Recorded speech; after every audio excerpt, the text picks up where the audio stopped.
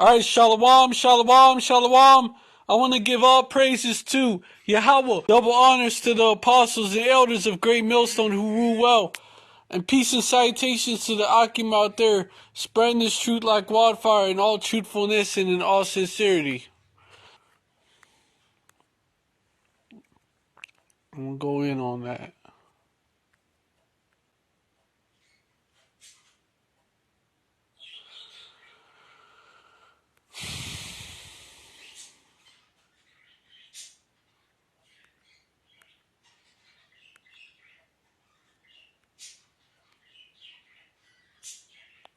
In Genesis 1 and 29, it says, and power, and the Most High, well, I think the word there is Alahayim, said, behold, I have given you every herb bearing seed which is upon the face of all the earth, and every tree, in the which is the fruit of a tree yielding seed. To you it shall be for meat.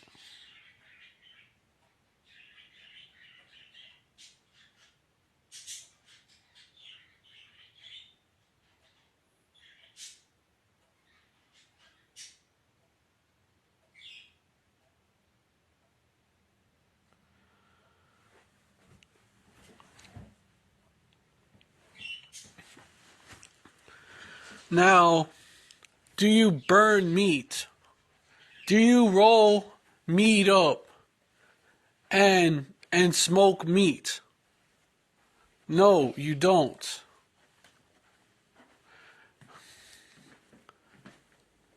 So, y'all going off just by, I can show that just by bringing out this scripture alone.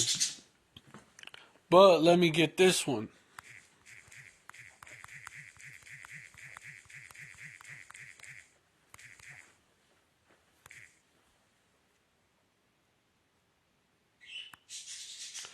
Because this shit ain't nothing new. Ezekiel 8 and 17. Then he said to me, hast thou seen this, O son of man? Is it a light thing to the house of Judah that they commit the abominations which they commit here? For they have filled the land with violence, and they have returned to provoke me to anger. And lo, they put the branch to their nose. And this is a heathen custom. Smoking weed.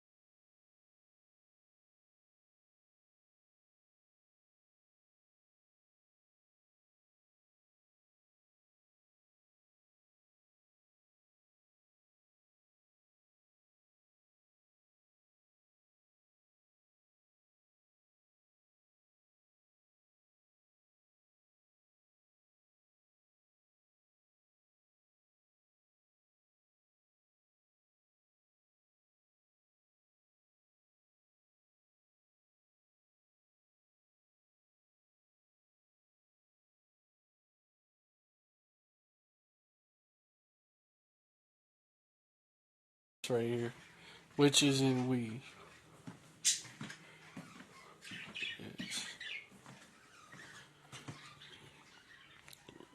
Ritualistic cannabis used in and out. A magical season is upon us when the veil between the world extends and covers its mysteries, beacons from invocation, divination to seance and shamanism. Cannabis has been used in magical and ritualistic settings for millennia. While most of its knowledge has been lost to the age, ritualistic cannabis, cannabis, Salakia, my bad. Ritualistic cannabis hasn't gone anywhere from anything from energy healing and chakra activation to meditation and psychic awareness. You don't have to be a witch to let cannabis enhance your own personal rituals. Cannabis is featured in ancient religion, paganism, and spirituality. around the world. In Viking culture, cannabis was associated with the Norse goddess of love, Freya. Harvests took place during the erotic high festival in her honor, just as cannabis today is harvested during the time of Samhain. Freya resided in the flowers of the plant, and all one needed to do was ingest the buds to become influenced by this divine feminine force. Most notably, cannabis may be a featured element, what I meant to say, in the oracular arts. The oracle Delphi herself might have been high when she went into a trance and channeled prophecies from the Greek god Apollo. To access her visions, the oracle sat suspended over a crack in the earth above a sacred spring from which vapors would emanate. Some suggest the fumes were mildly toxic gases, but others, like Dr. D.C.A. Hillman, author of The Chemical Muse, Drug Use and Roots of Western Civilization, believe the vapor came from partly because the bay leaves presumed to have been used are not psychotropic, while cannabis was well known to the Greeks at the time due to trade with Asia. Long before the Mites, right, are said to have used cannabis ritually for ages. European witches, so-called European witches, used a variety of hallucinogens. It's difficult to determine whether cannabis was one of them, since Pope Innocent V the Third, the eighth, banned the plant during this period. But since it is clear that witches incorporated a plethora of entheogens like datura, belladonna, henbane, and mandrake into their craft cannabis and rituals too. Today, and this is from like the horse themselves. This is out of the horse's mouth, like magical cannabis ritual, and it's promoting it, burning that shit.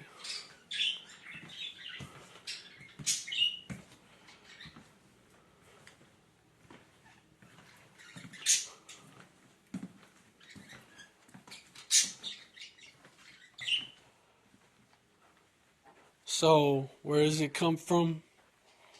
It comes from originally from the Elamites, the Gadi people of India.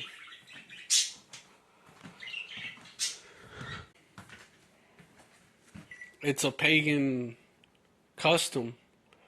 And what does the scripture say about going into the ways of the heathen?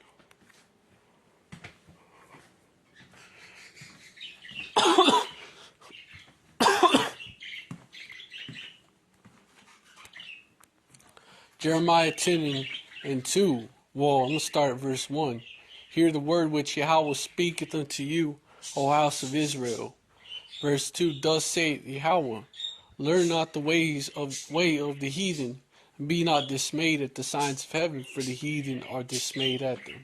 So learn not the way of the heathen. There you go. Learn not the way of the heathen. That is a custom of the heathen. That is not a custom of our people.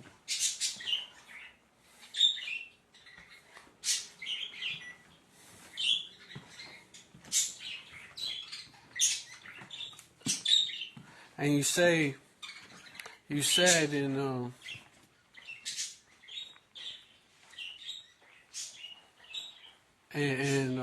your video, light it up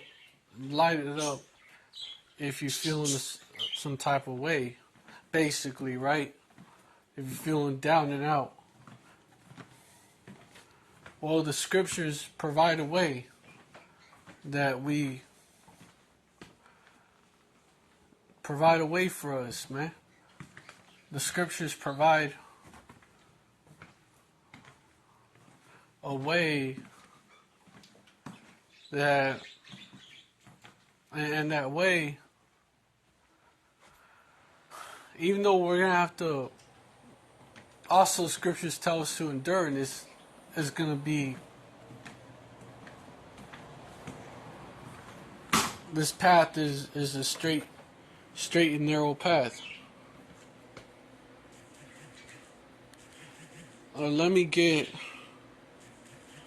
yeah, this path is a straight and narrow path. Or a straight way. A straight way.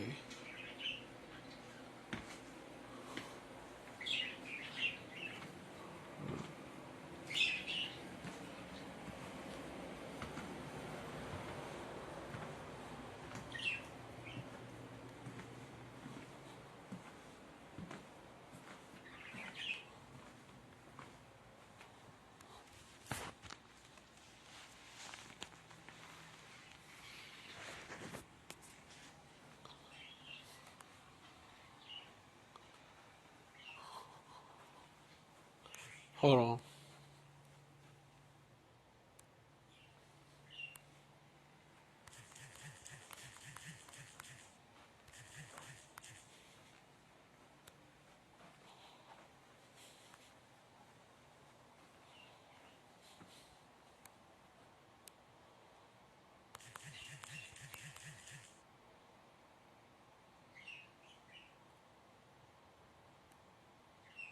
Straight gates.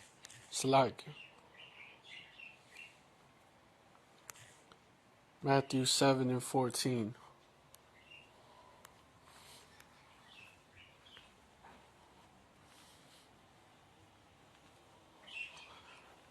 Because straight is the gate, and narrow is the way which leadeth unto life, and few there be that find it.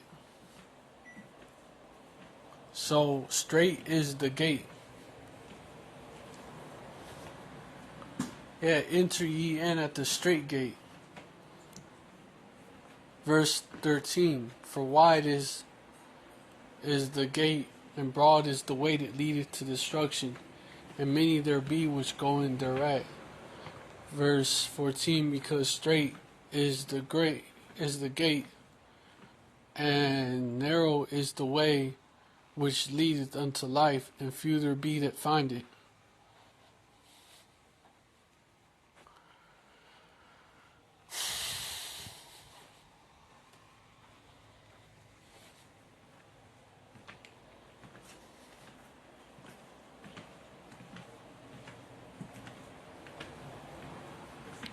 But also there is a way,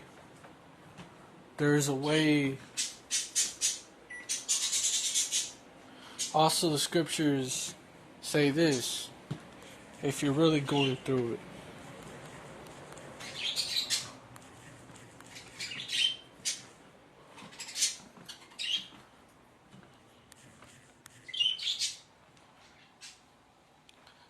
Proverbs 31 and 6. Give strong drink unto him that is ready to perish, and wine unto those that be of heavy hearts. Verse 7. Let him drink and forget his poverty, and remember his misery no more. So it provides. So the scriptures do provide a way.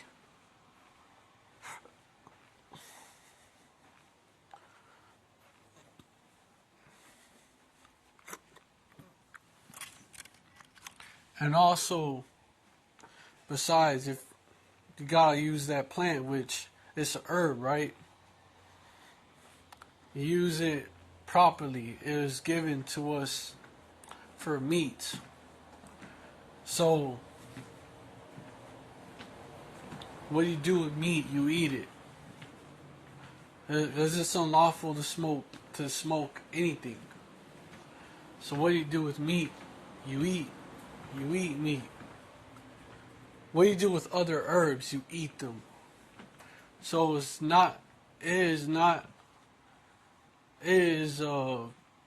ain't different with the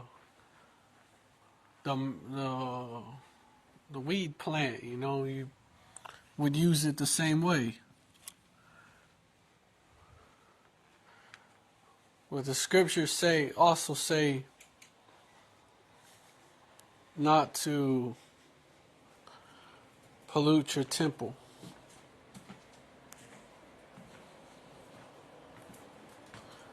Let me get that.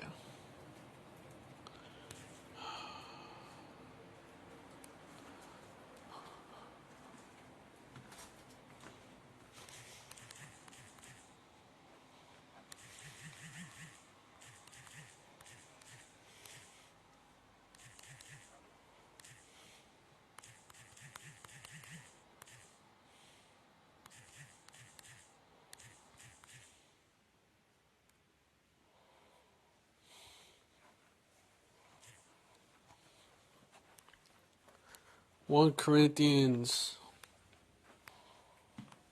3 verse 17. Verse 16, I'm going to start there. Know ye not that ye are the temple of the Most High Power Yahweh, and that the Spirit of the Most High Power Yahweh dwelleth in you? Verse 17, if any man defile the temple of the Most High Power Yahweh, him shall the Most High Power Yahweh destroy. For the temple of the Most High Yahweh, the Most High Power Yahweh is holy, which temple ye are. So there you go. Also, you're not supposed to pollute your temple. What does that smoke do? What does that smoke do? What does it contain? When you wrap it in blunt paper or burning that, has all types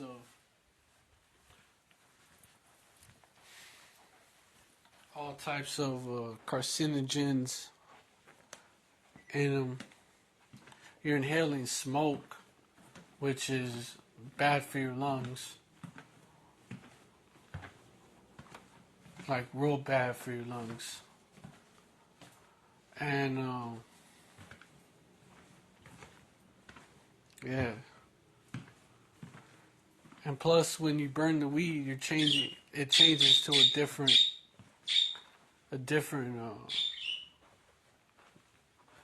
it changes the chemical makeup of the plant. Whenever you burn something, it changes the chemical makeup of that shit that you're burning. You know, something toxic while your body coughs it out. But yeah, that's off. Smoking weed.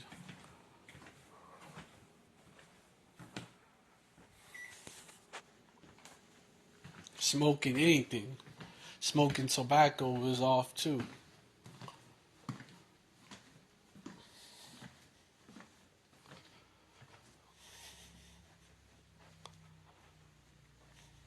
But with that, hope this live was edifying. I want to give all praises to Yahweh Bahashim Yahweh Shai, Bahashim Rakakadash. Double honors to the apostles and elders of Great Millstone who rule well. And peace and salutations to the Akim out there spreading this truth like wildfire in all truthfulness and in all sincerity. And Shalom to the rest of the hopeful elect out there. Shalom, stay strong. Baba Ball. Yashar Allah forever. Well, Abba Ball, dead to Babylon. Abadla Adawamium, dead to these Edomites. Abadla Gawayim, dead to these other nations. Abadla Ayub Yumnawa, dead to the rest. Death to our enemies, the rest of them being. Yeah, death to our enemies, the rest of them being you two-thirds of you so-called black people, Latinos, and Native Americans, you Israelite foreigners, and you Israelites that are outside of Babylon, you so-called black people, Latinos, and natives that live outside of Babylon, and you Israelite foreigners too that ain't right, you know, you wicked ones out there. You know, death is coming to y'all as well. If you're the elect, you're going to repent. Shalom, stay strong. Baba Ball.